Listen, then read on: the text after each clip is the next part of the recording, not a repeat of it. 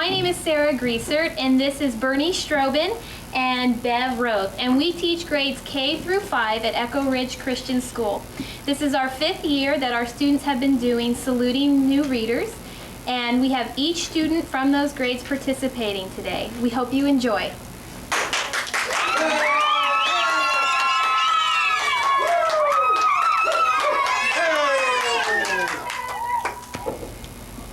Hello, my name is Loveland Cargill. I'm in 2nd grade and I'm going to read No Roses for Harry.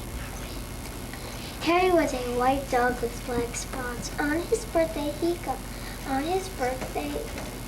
got a present from Grandma. It was a woolen sweater with roses on it.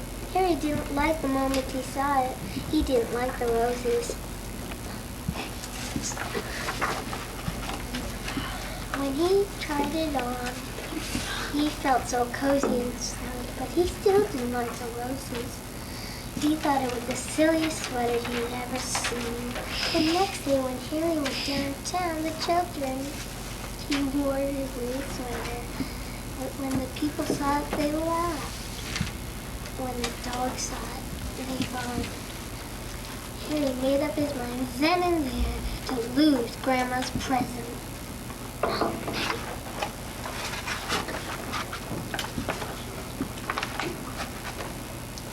When they went into the big store shop, the children took off his sweater and let him carry it. This is just what Harry wanted. First, he tried to lose it in the pet department, but a man found it and gave it back. Then he tried to lose it in the grocery department, but a lady found it and gave it back. Then he tried to lose it in the flower department, but a little boy found it and gave it back. The children didn't let Harry carry it anymore. They made him wear it. As they started home, Harry was beginning to think he'd never lose it.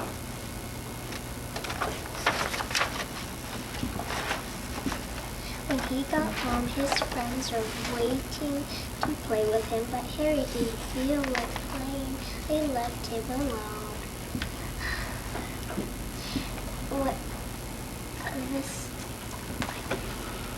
As he sat wondering what to do, Harry noticed too the stitch of the sweater.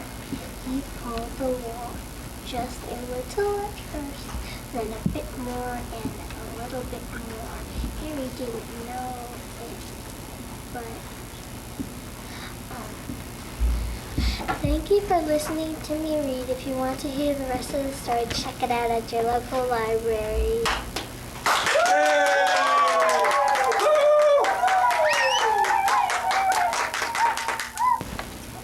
Hello, my name is Maddie Millat, and I'm going to be reading Tin Man Till Bedtime.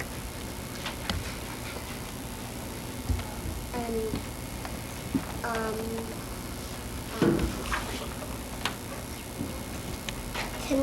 testing 1, 2, 3. 10 minutes till bedtime. They are coming. All aboard. 9 minutes till bedtime. 9 minutes. 8 minutes till bedtime. 8 minutes. 7 minutes till bedtime. 7 minutes. 6 minutes till bedtime. 6 minutes. 5 minutes till bedtime. 5 minutes. More coming. More. Welcome. 4 minutes till bedtime. 4 minutes.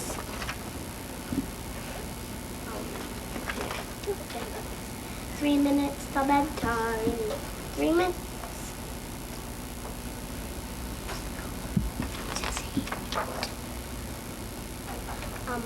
2 minutes till bedtime. 2 minutes. 1 minute till bedtime. 1 minute. Bedtime.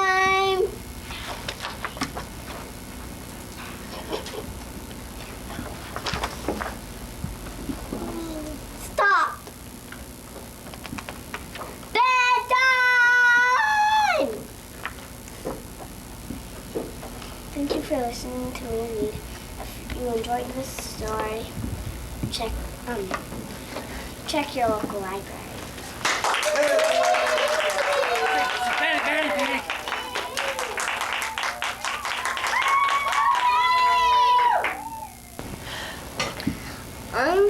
I'm Carson, and I'm going to read the yearbook. Tick tock, tick tock. Ears hear a clock. Talk. Oh. Our ears hear water. Drop, drop, drop. Our ears hear popcorn. Pop, pop, pop. Ears, ears, ears, ears. They like to hear, they like to hear. I the bird chirp. Oh look.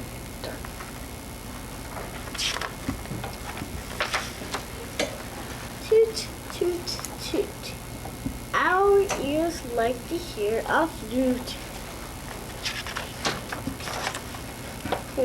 They hear a ding, they hear a dong, they hear a ping, they hear a pong.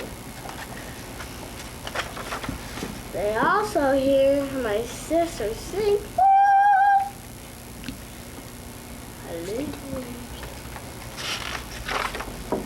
We also hear my father snore and my sister slam the door. Boom, boom, boom, boom. Drum, drum, drum. They like to hear the drummer drum. Also hear my sister blow bubblegum.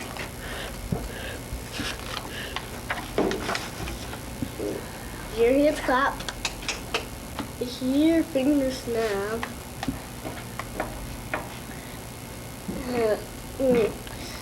They hear her foot tap, tap, tap, tap. They hear a plane, they hear a train, they hear the rain. Oh. Ears, ears, ears. We like our ears. Good, it's good, it's very good to hear with ears.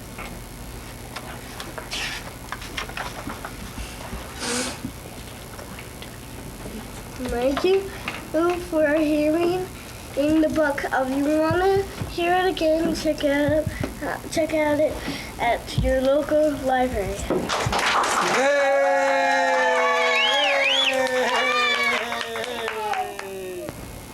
Hi, my name is Bethany Woolsey, and I'm going to be reading Don't Fight the Lion. Once there was a little dog who wanted to go to the zoo. She lived near the park, and at night when the wind blew from the park, she could hear the seals barking, and the lion roaring, and the monkeys chattering in the monkey house.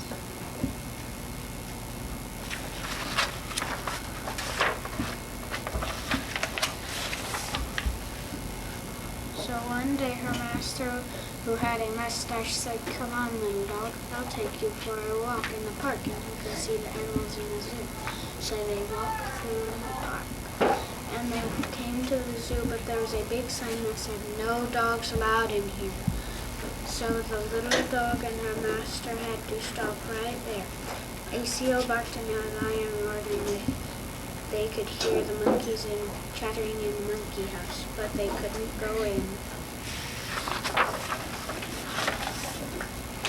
They had to turn around and go home. The little dog was very sad.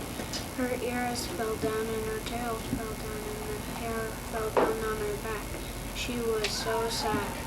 "Look how sad my little dog is," said the little dog's master to the keeper of the zoo. When we came to the sign that said "No dogs" and we couldn't go in, her ears fell down and her tail fell down and the fur fell down on her back. She is so sad. The keeper of the zoo was very sorry to see them go. And he said if only she were a child or even looked like a child, Then she could go in. But a little dog would frighten the animals, especially the lion. By cracky, said the little dog's master, I know what I'll do.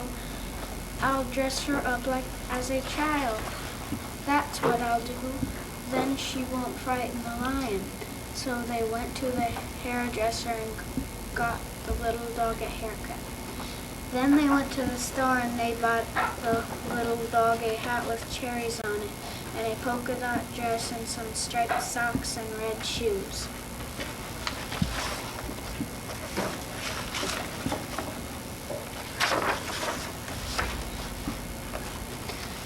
Thank you for listening to me read. If you want to hear the rest of the story, check it out at your local library. Yay!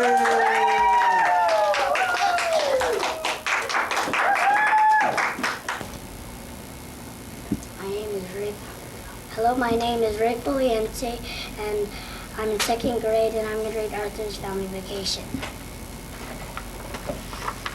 It was Arthur's last day of school. Mr. Ratburn gave the class a surprise spelling test.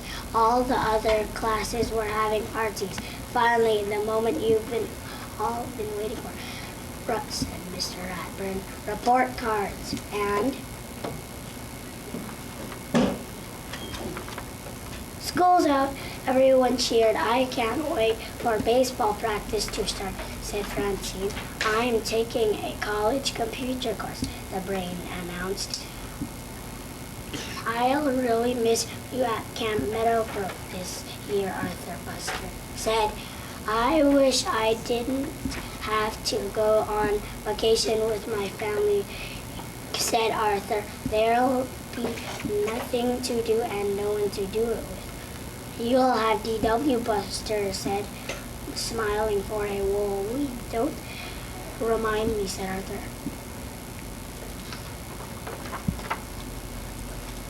Arthur's family spent that night packing. I wish I could take my dollhouse, said DW. I wish Buster could come, said Arthur. This is a family vacation, said Mother. All we need for fun is each other, said Father. Let's take my swing set, said DW. We can all use that.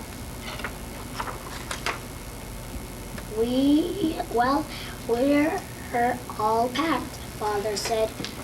The next morning, where's Arthur? He's on the phone with Buster, said Mother. For the 100th time, DW added. Before we leave, said Father, does anyone need to use the bathroom? This is your last chance, said Mother. Don't look at me, said DW. Well, on our way at last, Mother smiled. A whole week of no cooking and no dishes, said Father. A whole week without my best friend in the whole wide world. Well, hello. If you want to hear the rest of the story, check your local library.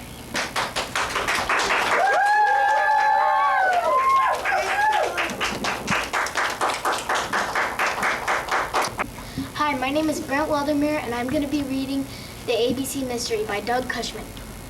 A is the art that was stolen at night. B is the butler who sneaks out of sight. C is the clue that's left in the room. D is Detective Inspector McGroom.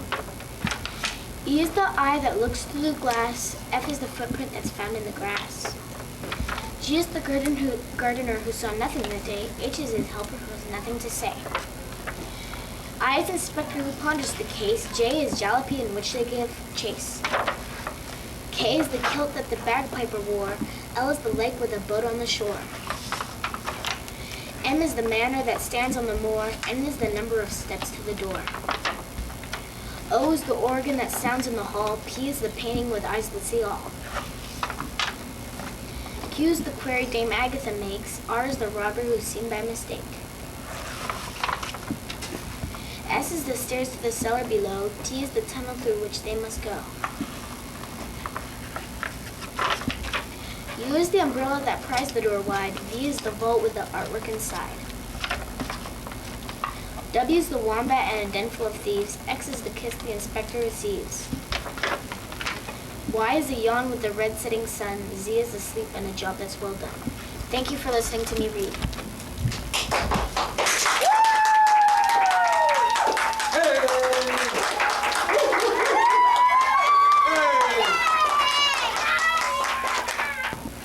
Hi, my name is Amanda Wolsey, and I'm going to be reading The Mystery of the White Elephant.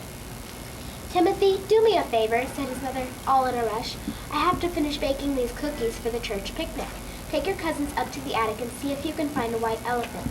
We need to take it to the church picnic with us. Everyone is supposed to bring a white elephant. Timothy Dawson looked across the kitchen table at his cousins Sarah Jane Cooper and Titus McKay. They looked back at him. They all looked at Timothy's mother. Had she really thought what they thought she said? Excuse me, said Timothy. Did you just tell us to get a white elephant out of the attic?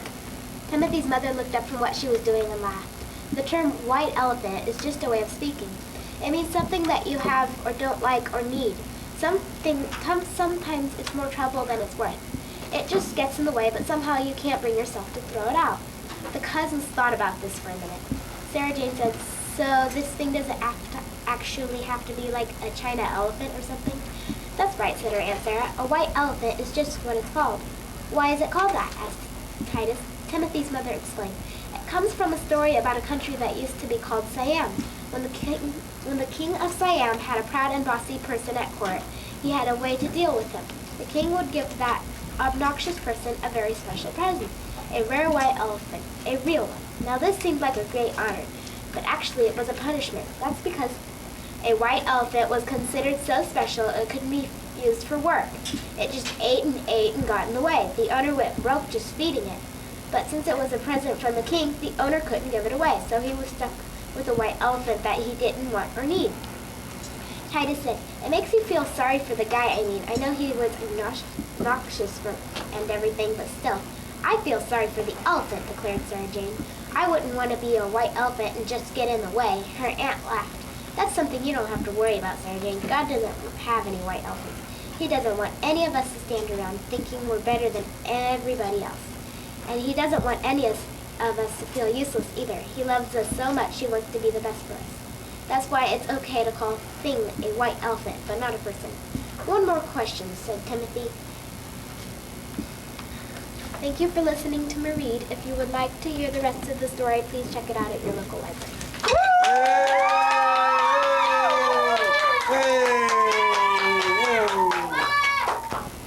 My name is Joey Donovan, and today I'll be reading The Lonely Only Dog. Harry was a happy dog. He had everything a dog could want. In the kitchen, he had a big soft pillow just for him. He had a bowl of fresh food just for him. Harry had bowls of water upstairs and downstairs. He had toys and bones and pillows everywhere just for him. Harry got a treat every time he would sit, lie down, roll over. He got a treat when he barked at the closet where the treats were kept. Harry loved tricks and games. Every night, Gwen and Greg walked to the stairs. Henry ran ahead with his orange ball. Harry let the ball bounce down one step at a time. Gwen and Greg tossed it back up. Then the game began again. Harry, Gwen, and Greg walked in the park. There was much to sniff and hear. Sometimes they took long walks in the woods. Then Harry would be glad to go home to his bones, pillows, and treats. One day, Harry, Gwen, and Greg walked in front of the pet shop window. Some puppies were snoozing and snuggling.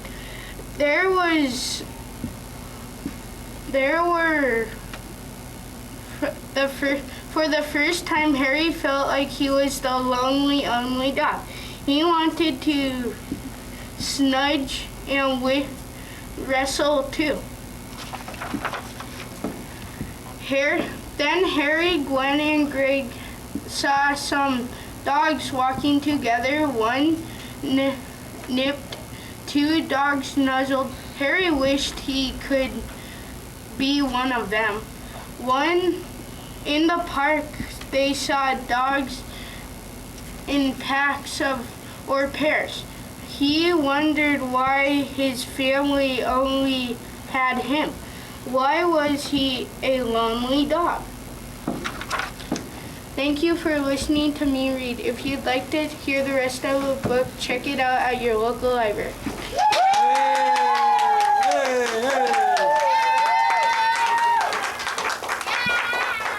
Hi, my name is Sunny Gill, and I'll be reading Wool Gathering, a Sheep Family Reunion by Lisa Wheeler.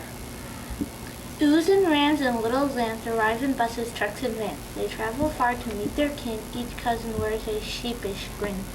As the flock begin to gather, you will see they're really rather odd, but in a woolly way, so stay. Each ewe, each ram, each little lambly, stay and meet their close-knit families. They come from the mountain, their wool is unkempt, their manners are frightful, they come here to tempt the young and the foolish to take up their ways, tramp off the backward to forage and to graze. When we were young lambs, we were warned by our granny, beware of your cousins, Hillbilly and Nanny. Harry is an ugly ram.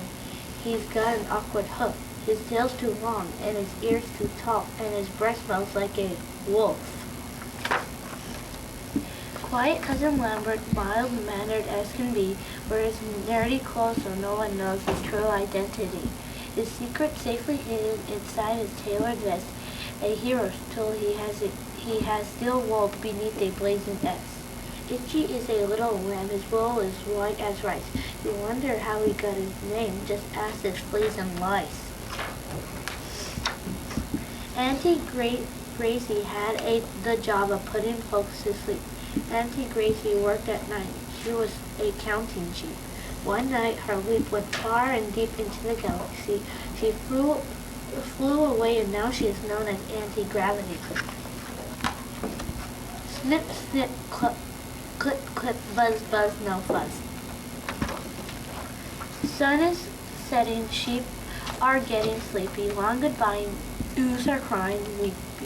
Moon shines brightly, flock is lightly snacking, lambs are snuggling, rams are struggling packing. Hugs and kisses, shed a tear, promise to meet next year. As they drive away, they hear, so long, farewell, goodbye. Thank you for listening to me read.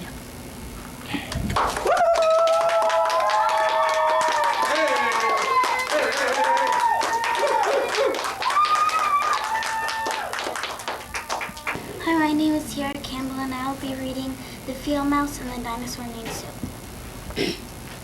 Early one morning, Field Mouse heard strange noises outside his burrow, some loud, some soft. Scritch, scratch, chip, and bang. His house had a roof made of an old bone. Field Mouse peered into the hot day. People with shovels, scrapers, and picks dug into the bluff above, carefully, slowly. "Oh my," cried a young woman. "Look at this beautiful thing." She showed the others a bone like his roof. Old bones lay all over the place. They were not good for chewing on. They were like rock. In fact, they were rock. One day, that day, and the next day, and the next, and the next, diggers kept digging. Field Mouse had to see what was happening. In the afternoon, he wished to take a nap. He scurried back to his home he had known his whole life. When he got there, he saw a terrible sight. His burrow was torn open. The roof was gone. "They took my bone away. Now I must find it," he decided. Packing boxes lay here and there. Old bones were wrapped in burlap and placed gently in wooden boxes. A worker put a cheese sandwich down on the edge of a box. The cheese sandwich fell in, but Field Mouse thought his bone might just be in that box too. He climbed in. He sniffed and poked, but he could not find his roof. Suddenly, the lid of the box was put on the box. It grew and as pitch.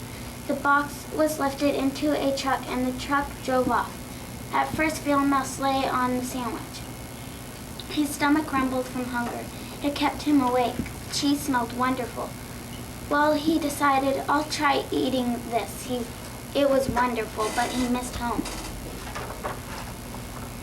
The box was taken to a place called Chicago, where they had a huge building. The building was called the Field Museum. The box was put on a shelf in a cool place in a special room. Thank you for listening to me read. If you'd like to hear the rest of the story, check it out at your local library. Hey!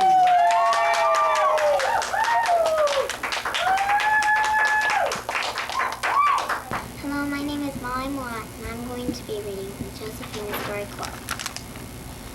Chapter 1, Josephina. It was May 1850. Faith was excited. They were going to California in a covered wagon. Please, Faith asked Ma, can I take Josephina? Josephina was her pet hen. Faith loved her. She liked the way Josephina snuggled in her arms. She liked the way Josephina followed her around. Ma was baking bread for the long journey. Ask your pa, she said. Pa and Faith's brother Adam were loading the wagon. Please, Pa, Faith said, can I take Josephina? There's no room in the wagon for pets, said. That isn't fair, said Faith. Adam can bring his colt. A colt is not a pet, said Pa. A colt can carry a load of corn. What can Josephina do? Teased Adam. She's too old to lay eggs and too tough to eat. Faith's eyes filled with tears. She ran back to the house. Ma sat down on a rocker and held Faith on her lap. We all must leave things behind, she said gently. I love this rocker, but there is no room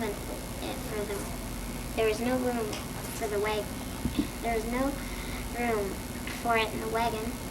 Faith gulped down her sobs. I have looked after Josephina since she was a little chick, she said. What will happen to her? Perhaps the neighbor will take her, said Ma. But nobody wanted a hen that was too old to lay eggs and too tough to eat. Chapter 2, California Hoe. Early in the morning, the wagon was ready. It had a blue trim and a white cloth roof. Ma stood back to admire it. A big flower pot on wheels, she said. Isn't it beautiful? Faith did not answer. She was worried about Josephina. Did you pack the food? Ma asked Pa. And my kitchen things? Pa nodded. Then that is everything, except the bedding, said Ma. Faith thought sadly. And Josephina? Pa threw mattresses into the wagon. Ma carefully spread their patchwork quilts over them. We can't leave these behind, she said. All our joys and sorrows are sewn up into these patches. Faith picked up Josephina and held her close. We can't leave my hen either, she said. Thank you for listening to me read. If you'd like to hear the rest of the story, check it out at your local library. Yay!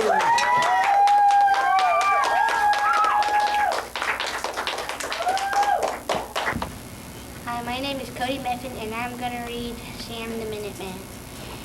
About 200 years ago, a boy named Sam Brown lived with his parents on a farm in Lexington, Massachusetts, near Boston. At that time, America was not a country of its own. It belonged to England. The farm was small and the earth was rocky. Sam and his father did most of the outdoor work together. Sam's mother worked indoors. Everything they needed, they had to make or grow or cook for themselves. Once in Boston, Sam and his father saw the soldiers and the British king had sent to keep order. The people were unhappy with the way things were being run.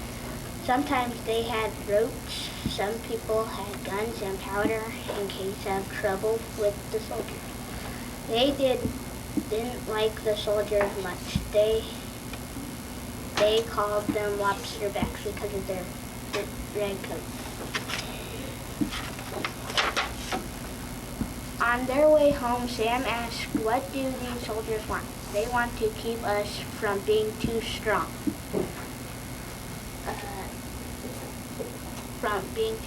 His father said, "They are afraid of us. That makes it even," said Sam. "I'm afraid of them." One night in early spring, Sam was awakened by the sound of church bells ringing. "What's this?" he thought. "It can't be Sunday yet." He went to the window. In the darkness, he could see men running. They seemed to come from everywhere.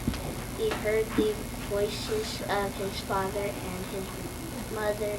His mother sounded frightened. Sam knew there was trouble.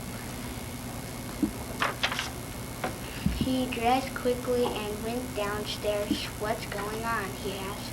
"Go back to bed," his mother said. "No," said his father. "We need everyone we can get."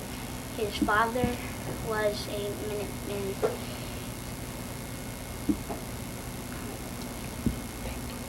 Thank you for listening to me read. If you want to hear the story, check it out at your local library.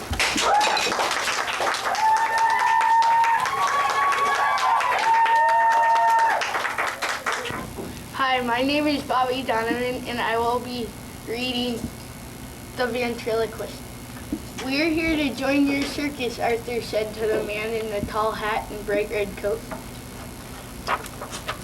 The ringmaster looked down at the boy with the big gray dog. "We have poodles that dance. We have terriers that walk tightropes. And we have sheepdogs that ride on the back of elephants." He said, "The circus doesn't need another dog act." "But Bradford is different," Arthur said. "He talks." The ringmaster laughed.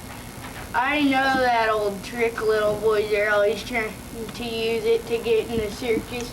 You'll ask him, 'What's on top of the house?' and he'll say, 'Roof, roof.'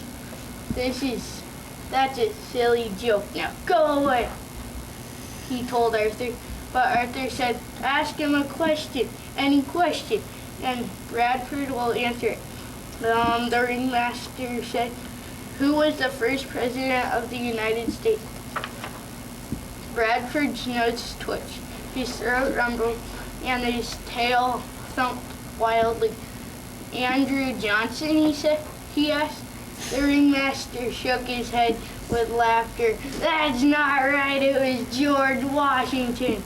Anybody can be a ventriloquist." And he said to Arthur, "You'll have to do better than that to join the circus. Why don't you try the stage?" Bradford learned a new trick. Then when they went to the theater, "Bradford is a talking dog," Arthur told the director. "We want to be on the stage." The woman laughed. "I know that old trick little boys are trying to use to get into show business. You'll say, 'Where does a golf ball roll?' Then it is not when it's not on the green, and your dog will say, 'Rough, rough.' That's a silly old joke. Now go away." Thank you for listening to me read. If you want to hear the rest of the book, please check it out at your local library. Hey!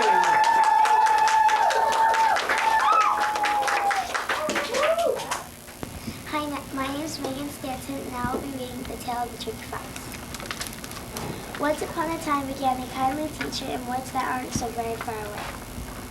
Tricky Fox was bragging to his brother. "Stealing chickens is too easy," said Tricky Fox. "I'm going to get me a big fat pig. I'll eat my hat if you do," said his brother. "There ain't no fox in this whole wide woods that can carry a fat pig." "I could," said the Tricky Fox. "If I were to fool a human into putting one in the sack for me, I could. I'll show you." And the Tricky Fox, picked up his sack and he ran off into the woods.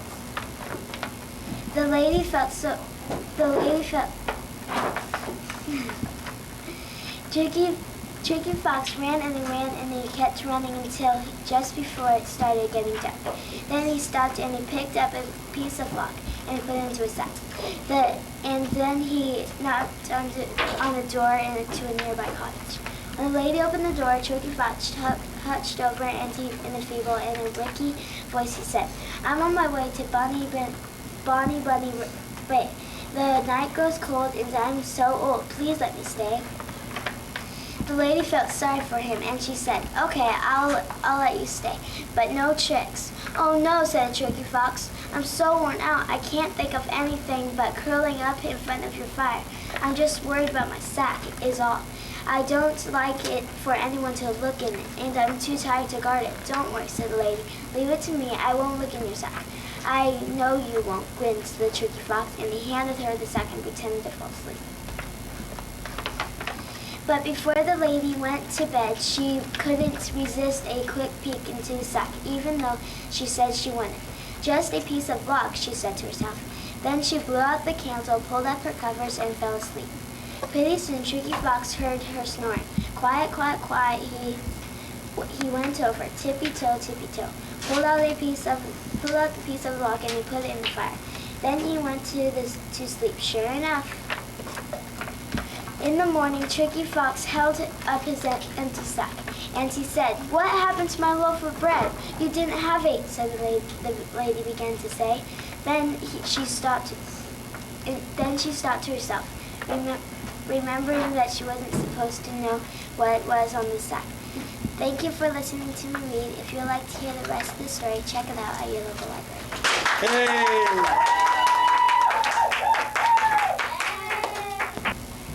Hi, my name is Wyatt Figueroa. I'm in the 3rd grade, and I'm going to be reading Berni Bagel.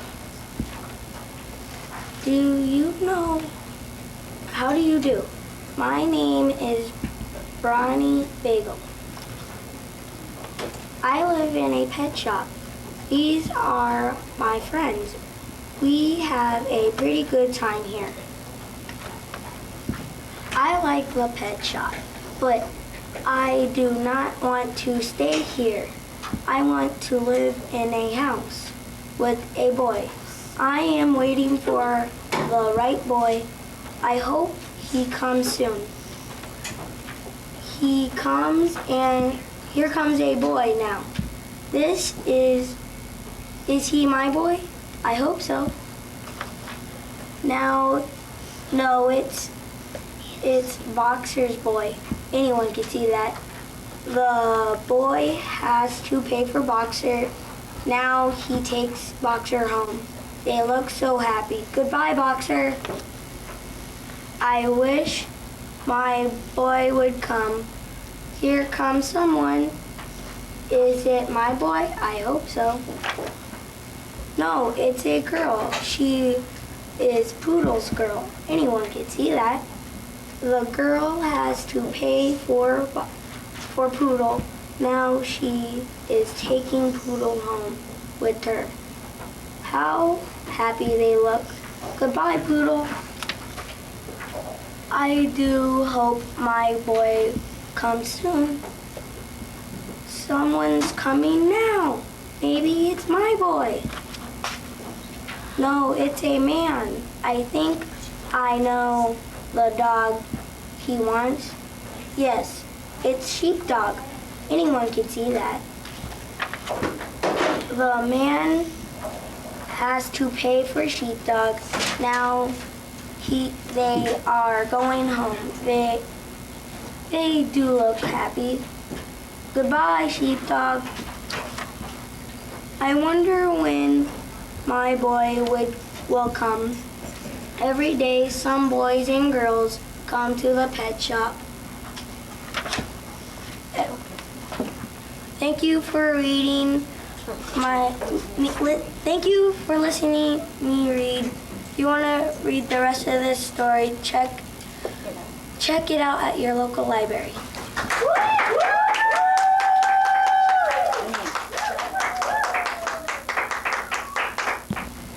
Hello, my name is Jeremy and I'm going to be reading Henry and Mudge. It was winter. Henry and his big dog Mudge loved winter because Henry and his big dog Mudge loved snow. This winter, they were still waiting for the first snow. Henry looked out his window every morning. Not yet much, he would say. Henry looked out his window every night. Not yet much, he would say again. Then one morning, Henry looked out his window. He shouted, "Snow, Mudge, snow!" He and Mudge put their noses against the window. They watched the snow sprinkle. They were ready for sprinkle day. Henry got dressed to go outside.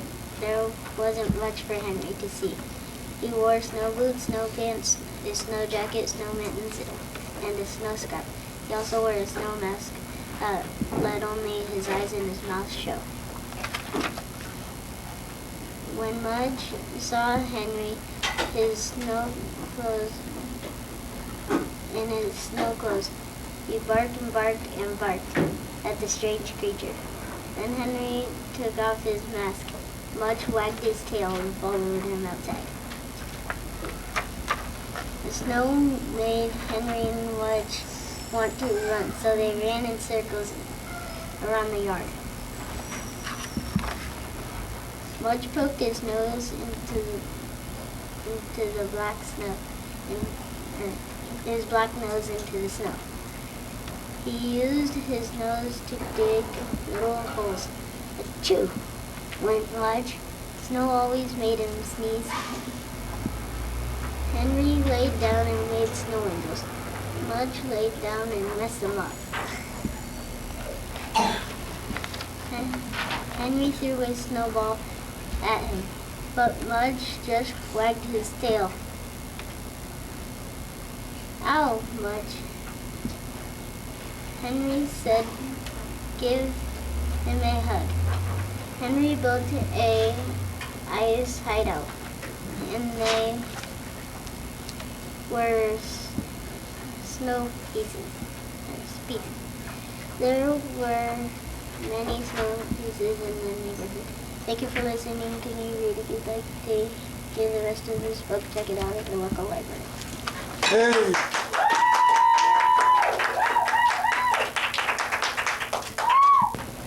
We love reading! What do you love? Reading! And where do you go to school? Echo Ridge Christian School! And what grades are you in? Second, third, fourth, fifth! Hip hip hooray! Hip hip hooray! Hip hip hooray! Hip hip hooray! Hip hip hooray! Hip hip hooray!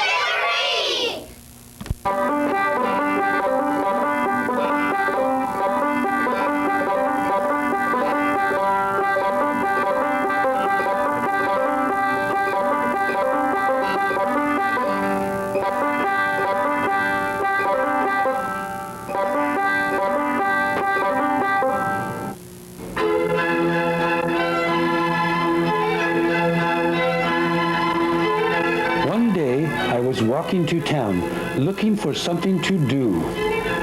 I read a sign about a teddy bear convention. Oh, goody. There were teddy bears everywhere, but I was not scared, not me. I saw 3 teddy bears and a teddy duck who were lost. They could not read, so I read a map and some street signs and showed them where to go. Oh, they ran out of gas. So I had to push their car, and then Baby Bear fell out. Nobody even noticed. Finally, we got there. I went in the door. Afterwards, a cute girl teddy bear asked me for a date, and a big teddy bear wanted to kiss me.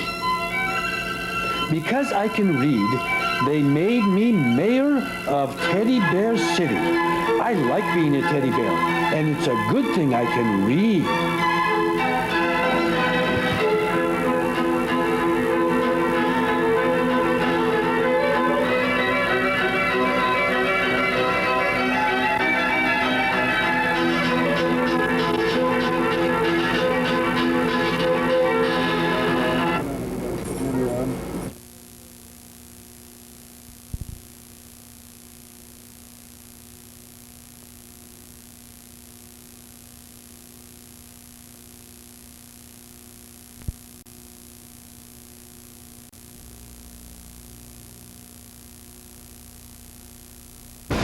Here, hop with me, hop with me, said Hare,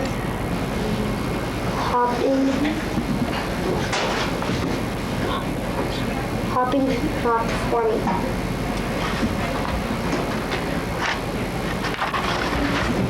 Brave.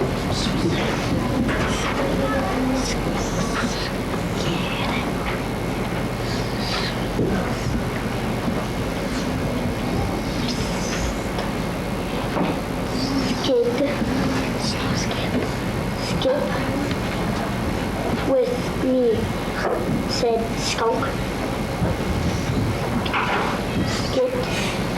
Skipping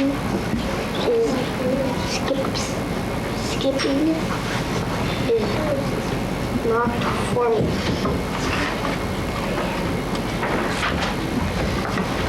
Thank you for listening to me read. If you want to hear the end, check it out at your local library.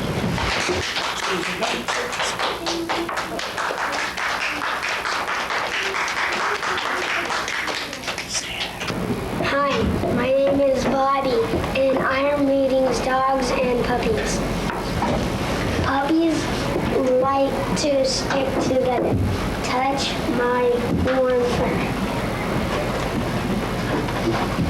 Dogs and puppies like to play. I want that spongy ball. Sponge buns. Puppies love to sniff. Feel our soft black noses.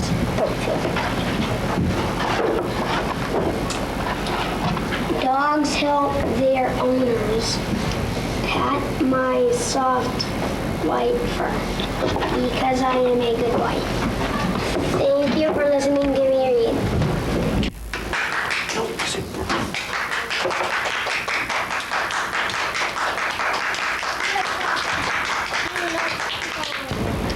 Hi, I'm Stephanie Upton. I'm gonna read School. In a school, people work together. There are teachers and there are children. There are librarians and there are nurses. There are art teachers and there are dance teachers. There are bus drivers and there are crossing guards. There are parents and there are visitors. A school is a community. Thank you for listening to me read.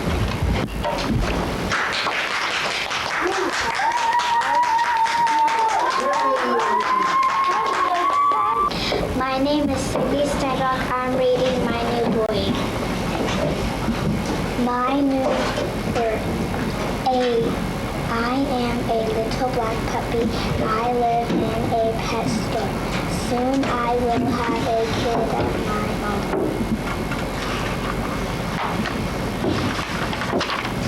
Many kids come. This one holds my tail. This one kisses too much. They are not for me. Here is another kid. He says hello. He pats my head.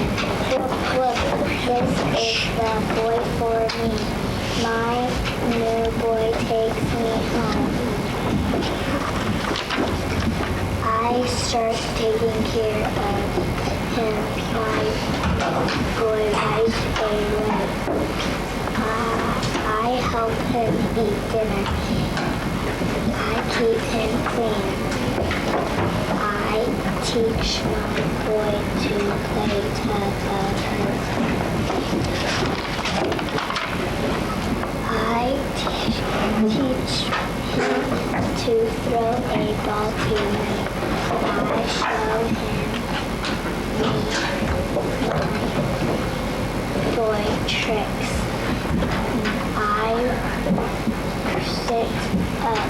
I roll over. I teach my boy to give a bone to me right.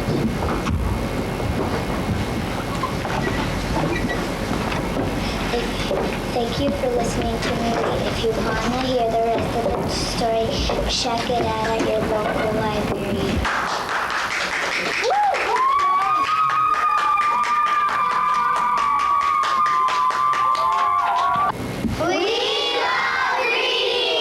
What do you love? Reading! And where do you go to school? MCE! And what grade are you in?